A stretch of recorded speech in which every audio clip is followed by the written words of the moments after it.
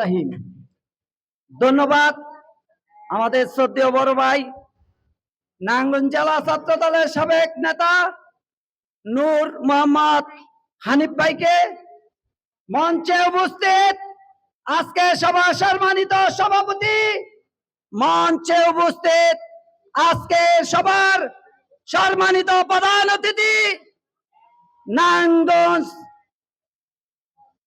জেলা এবং মহানগর জাকির খান মুক্তি পরিষদের আহ্বায়ক জনাব সলিমুল্লাহ সেলিম ভাই, মঞ্চে উপস্থিত সদস্য সচিব জনাব ফরিদ আহমেদ এবং নারায়ণগঞ্জ মহানগর এবং জেলা বিএনপি অঙ্গ সংগঠনের নেতৃবৃন্দ, বিশেষ করে এখানে উপস্থিত আমাদের প্রাণপ্রিয় বড় ভাই, আমাদের নয়নের মণি জাকির খানের সেনের ছোট ভাই জনাব নারায়ণগঞ্জ এবং দেবকের সমাজসেবক জনাব মামুন খান, আমি সকলকে ধন্যবাদ জানাই যে আপনারা আজকে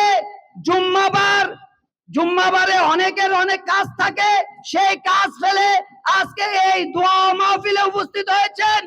প্রিয় ভাইরা, আমি আমার বক্তব্য দীর্ঘায়িত করব না, আমি শুধু বলতে চাই নারায়ণগঞ্জে যে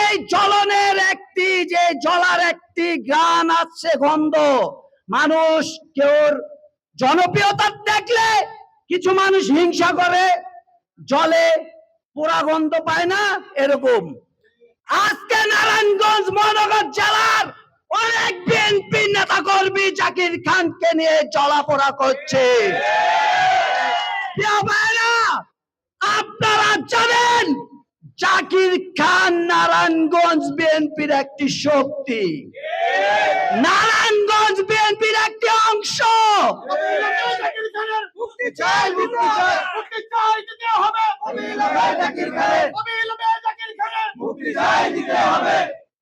সেই জাকির খানকে নিয়ে একের পর এক ষড়যন্ত্র চলছে। প্রিয় ভাইরা, যে জাকির খান না থাকলে নারায়ণগঞ্জের বিএনপি আওয়ামী লীগে পরিণত হতো। অনেক বিএনপি নেতা কর্মী আপোষ করেছে ওসমান পরিবারের সাথে। সামির ওসমান বলেছিল দিনে বক্তব্য দেয়, বাঘ হয়ে যায়, রাতে গিয়ে পায়ে ধরে বলে ভাই আমার দিকে একটু নজর দিয়েন, আমাকে ভুল বুঝেন না। এই নারায়ণগঞ্জের অনেক বিএনপি নেতা কর্মী এই ওসমান পরিবারের বাসায় যেত, শুধু একমাত্র আমার নেতা জাকির খান যায়নি, কোন আপোষ করেনি ওসমান পরিবারের সাথে। সেই জাকির খানকে নিয়ে কোন ষড়যন্ত্র আমরা মেনে নেব না। প্রিয় ভাইরা, আমার নেতা দীর্ঘ অনেক বছর দেশের বাইরে ছিল, সে দেশে আসার পর এই বিএনপির কিছু যে যারা আওয়ামী লীগের দালালি করত, তাদের মাধ্যমে জাকির খানকে গ্রেফতার করা হয়েছিল। আজকে আমার নেতা সাহসের সাথে আইনের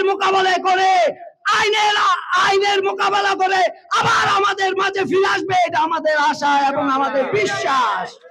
প্রিয় ভাইরা, জাকির খানের জন্য আপনারা দোয়া করবেন। উনি পিজি হাসপাতালে ভর্তি, ওনার চিকিৎসা চলছে, উনি অনেক অসুস্থ। আমি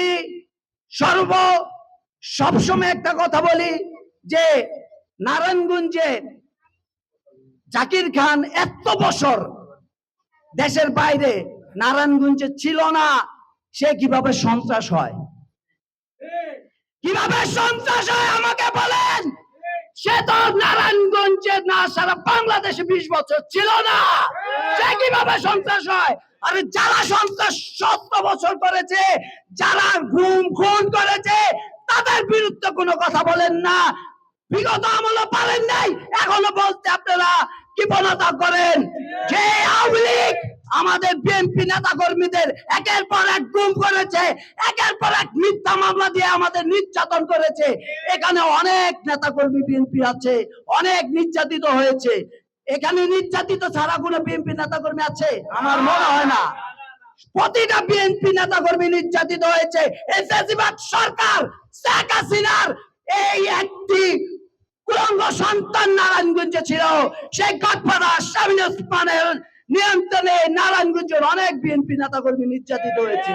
প্রিয় ভাইরা, আমি আমার বক্তব্য দীর্ঘায়িত করব না, আমি শুধু কথা বলতে চাই, নারায়ণগঞ্জে যারা বিএনপি এখন জাকির খানকে নিয়ে ষড়যন্ত্র করছেন, এটা ভুলে যান। এখন আমাদের সময়। জননেতা তারেক রহমান বলেছে ঐক্যের কোনো বিকল্প নাই, ঐক্য ছাড়া কোনো উপায় নাই। বিএনপি কিন্তু ক্ষমতা আসে নাই, আমাদের কিন্তু ভোটের জন্য প্রতিটা মহল্লায়, প্রতিটা ঘরে ঘরে, প্রতিটা মা বোনের কাছে যেতে হবে ধানের শীষের জন্য। সেইটা মাথায় রাখুন। আমাদের ঐক্যের বিকল্প নাই।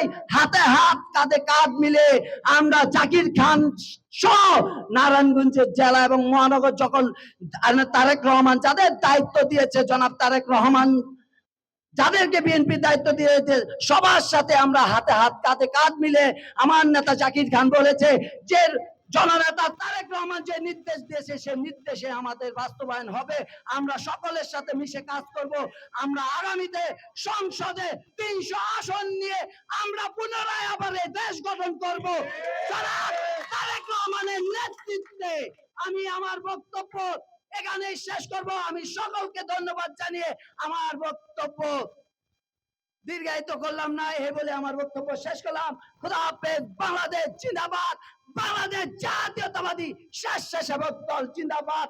শহীদ রাষ্ট্রপতি জিয়াউর রহমান আমার অহংকার এবং আগামী দিনে রাষ্ট্রনায়ক আমার গর্ব। জাকির খানকে নিয়ে আবার লড়বো ইনশাআল্লাহ। আল্লাহ হাফেজ।